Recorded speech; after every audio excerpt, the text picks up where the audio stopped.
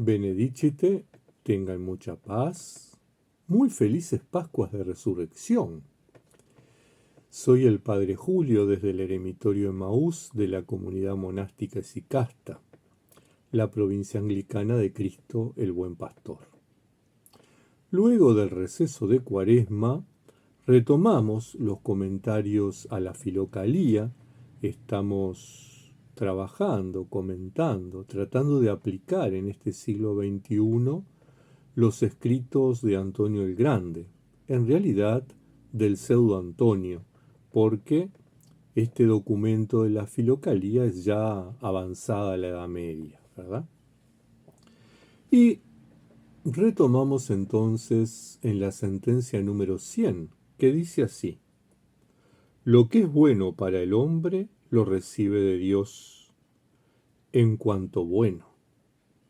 Justamente por ello, él ha sido creado por Dios, pero el mal es sacado por el hombre de sí mismo, empujado por la fuerza de la malicia, de la concupiscencia y de la obtusidad que están en él.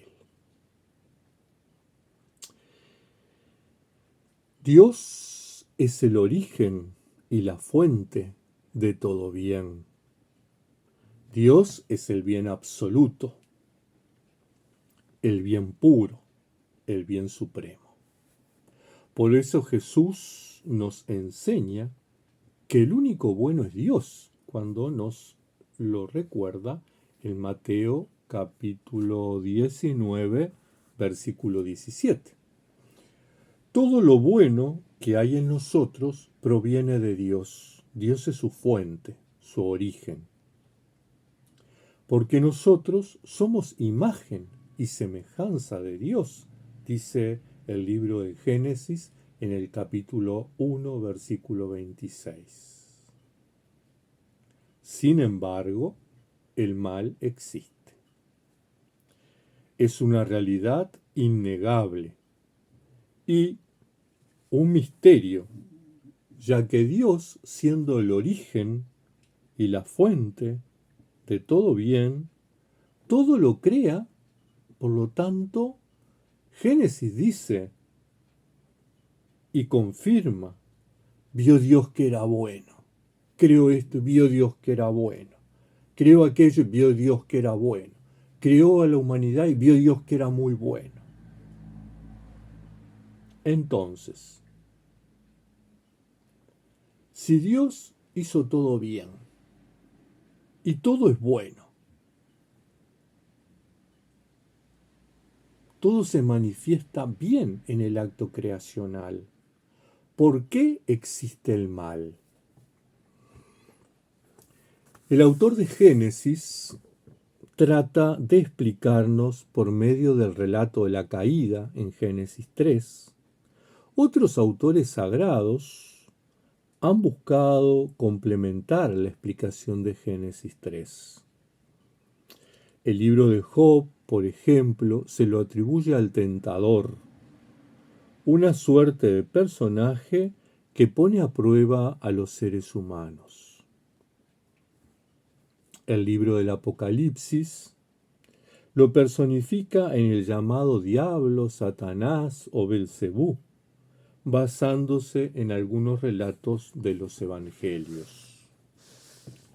Voy a tener mis apuntes más a mano porque con mi letra jeroglífica no siempre me entiendo.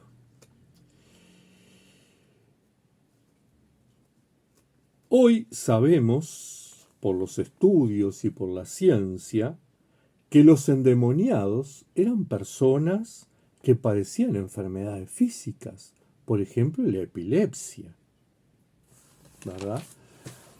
Y otros trastornos mentales. Por lo tanto, la figura del demonio se nos desvanece, la figura de los endemoniados se nos desvanece. Tenemos personas que estaban enfermas y que en aquel momento no se entendía como enfermedad, no se comprendía que era una enfermedad y se le atribuía a un ser mitológico que era el responsable de ese mal.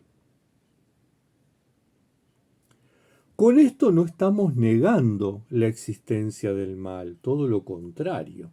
El mal existe, es una realidad constatable, innegable. Basta echar una mirada en nuestro entorno.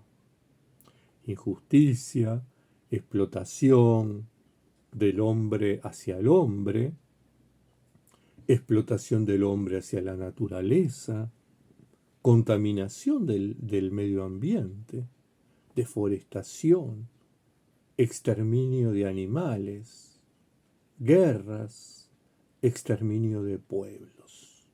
Y podemos hacer una larguísima lista. Pero,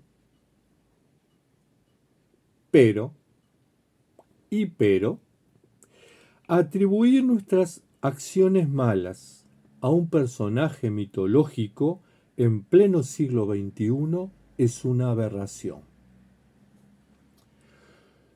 Lo que en psicología se denomina proyección, uno de los mecanismos de defensa en el cual depositamos en otra persona, en otro ser, en otro objeto, las responsabilidades que son nuestras, las acciones que son nuestras y las culpas que son nuestras.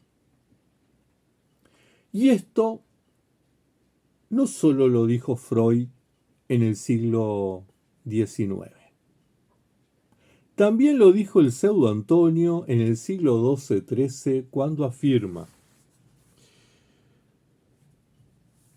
pero el mal, sacado por el hombre de sí mismo, no viene de afuera, fue sacado por el hombre de sí mismo, empujado por la fuerza de la malicia, de la concupiscencia y de la obtusidad que están en él. El combate espiritual es el medio para superar al ser humano mezquino y malvado que hay en nosotros, lo que el apóstol llama el hombre viejo.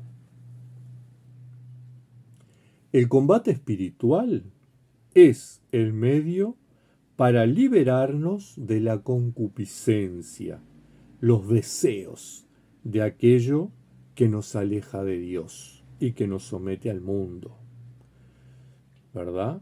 Que nos aleja del bien, que nos aleja de la fuente y del origen del bien.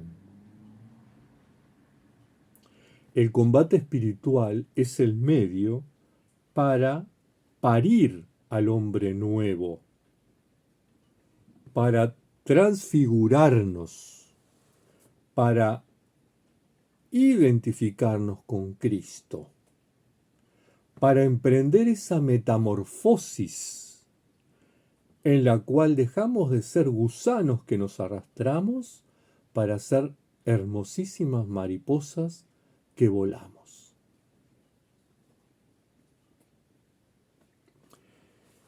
La sentencia 101 del pseudo Antonio dice así: el alma desconsiderada, aun siendo inmortal y dueña del cuerpo, le sirve mediante la voluptuosidad y no piensa que las delicias del cuerpo son dañinas para el alma. Ésta, habiéndose vuelto estúpida y fatua, solo se ocupa de regocijar el cuerpo. Esta sentencia nos plantea la torpeza humana. Creados a imagen de Dios, creados en libertad, creados para la felicidad, creados para participar de la vida divina, nos hacemos esclavos de nosotros mismos. Nos hacemos esclavos de las realidades que nos propone la sociedad y la cultura. Lo que en las escrituras y en la patrística se denomina el mundo. Creados para el bien, elegimos el mal. Creados para la libertad, elegimos la esclavitud.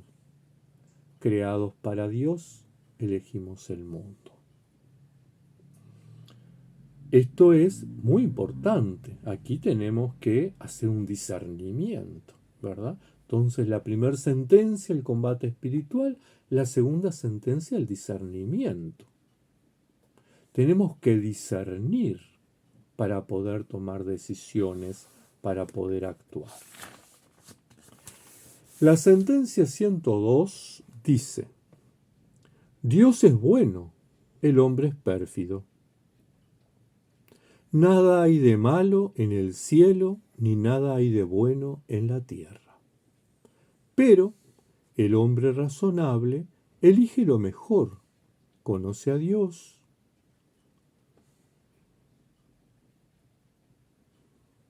le da gracias y le canta alabanzas.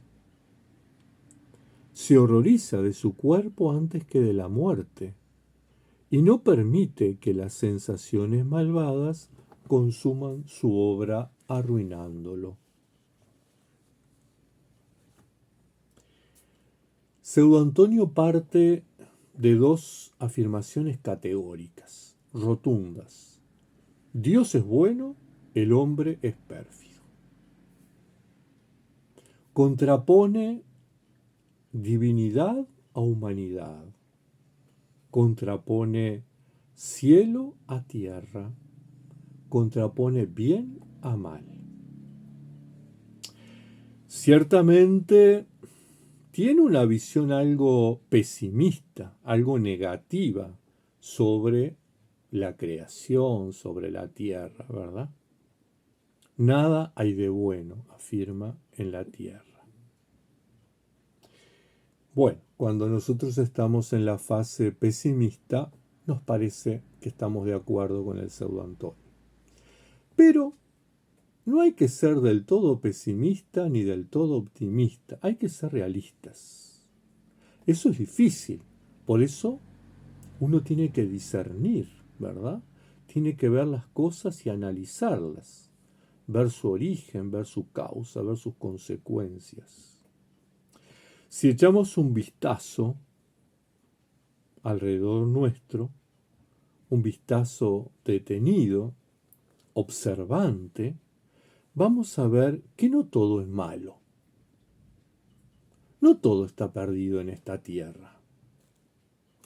Si vemos la naturaleza, tiene aspectos maravillosos. El océano con la diversidad de vida, los cielos estrellados, las cordilleras con sus puntas, sus cumbres nevadas, la diversidad de vida, de colores, de formas, de olores y de texturas que encontramos en un bosque. Por ejemplo, pero también podemos ver lo maravillosa que es la capacidad humana para desarrollar la solidaridad, para poner la ciencia y la tecnología al servicio del crecimiento y del desarrollo humano. Pero debemos reconocer que también el mal está presente. Mientras unos científicos utilizan el virus para generar vacunas y proteger la vida humana, otros utilizan los mismos virus para generar armas biológicas al servicio de los poderosos de este mundo. El Pseudo Antonio afirma que el hombre razonable elige lo mejor. Y aquí nuevamente el tema de el discernimiento. Tenemos que discernir qué es lo mejor. Y cuando hablamos de lo mejor, no necesariamente es lo mejor para mí, porque por ahí lo mejor para mí es malo para otro, ¿verdad? Si viene un señor y me da un portafolio lleno de dólares y me dice, bueno, genere una bomba atómica, Y bueno, para mí eso es bueno, porque con ese portafolio lleno de dólares, imagínense lo que puede hacer el padre Julio. Pero ciertamente no es bueno para todos. En realidad es muy malo para la mayoría. Entonces, a la hora de discernir, tiene que estar presente el concepto de la solidaridad. Yo tengo que hacer lo mejor para mí, lo mejor para mi entorno, para el planeta, para la creación, para la humanidad. Cada acto que yo hago tengo que tener presente las consecuencias que tiene en mi entorno, las consecuencias que tiene en el otro, en la humanidad, también las consecuencias que tiene en mí. Hay una máxima muy antigua que dice, dime con quién andas y te diré quién eres. Si elegimos andar con Dios, seguramente vamos a ser estos hombres, estas mujeres razonables, que viven en la presencia de Dios, que buscan el bien, que construyen el bien, que trabajan para el bien. Si elegimos al mundo, seguramente vamos a estar entre las personas que son oscuras, son negativas, no construyen, no son solidarias, no transforman para bien, transforman para mal. Entonces, es importante que tengamos presente estos aspectos. Es importante que nos pongamos en el lugar del hombre razonable, que elijamos lo mejor. Y para elegir lo mejor, tenemos que pedir la gracia de Dios, porque muchas veces creemos que estamos haciendo un buen proceso de discernimiento y en realidad lo que estamos haciendo es satisfaciendo nuestro ego, ¿verdad? Sintiéndonos bien y haciendo aquello que nosotros queremos. Entonces tenemos que pedir la asistencia de la gracia para poder hacer lo que Dios quiere, para hacer lo que es correcto, lo que es bueno, lo que es santo, lo que es mejor. Hermanos, hermanas, tengan una bendecida semana, una muy feliz Pascua de Resurrección y nos estamos encontrando brevemente, muy brevemente. Que la Madre de Dios les acompañe, les proteja y les bendiga.